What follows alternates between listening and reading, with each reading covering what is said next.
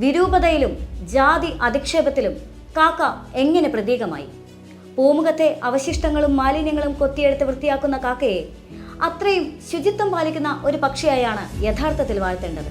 പക്ഷേ ആ ശുചിത്വം ഇവിടെ വാഴ്ത്തപ്പെടാറില്ല.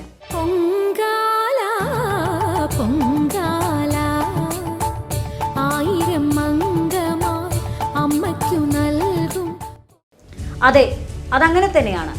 സമൂഹത്തിലെ എല്ലാ അഴുക്കും നാറ്റവും വൃത്തിയാക്കുന്നവരുണ്ട്, ചുറ്റുപാടിനെ ശുചിയാക്കുന്നവരുണ്ട്.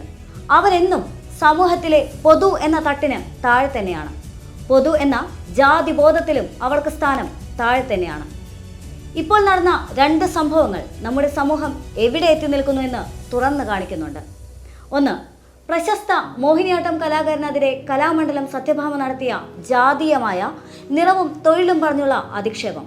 മറ്റൊന്ന്, പ്രസിദ്ധ കർണാട്ടിക് സംഗീതജ്ഞൻ TM കൃഷ്ണയ്ക്ക് സംഗീത കലാനിധി പുരസ്കാരം നൽകുന്നതിനെ എതിർത്ത് രഞ്ജിനി, ഗായത്രി എന്നീ പ്രസിദ്ധ ഗായികമാർ ഉൾപ്പെടെ പലരും മദ്രാസ് മ്യൂസിക് അക്കാദമിയുടെ ചടങ്ങിൽ നിന്ന് വിട്ടുനിൽക്കുന്നത്.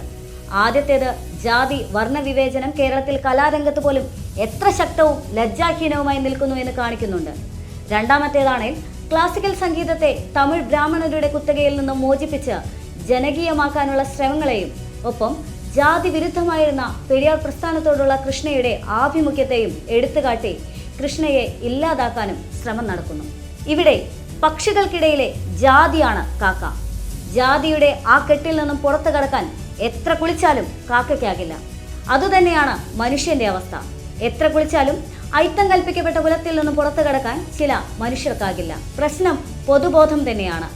അജ്ഞതയിൽ കെട്ടിയ ആ പൊതുബോധത്തിന്റെ ആയുസിന്റെ ദൈർഘ്യവും കൂടുതലാണ്. സമൂഹത്തിൽ നിന്നും എളുപ്പമൊന്നും ഇത്തരം ചിന്തകൾ ഒഴിഞ്ഞു പോകില്ല.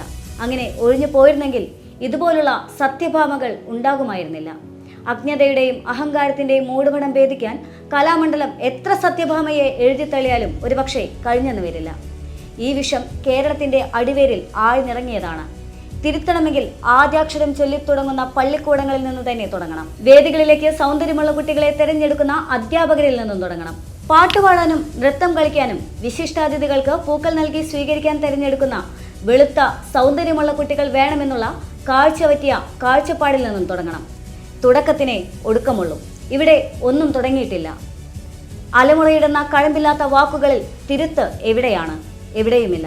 എല്ലാം എന്നും കൊട്ടിഘോഷിക്കപ്പെടുന്ന പ്രഹസനങ്ങൾ മാത്രമായി ഒതുങ്ങുകയാണ്.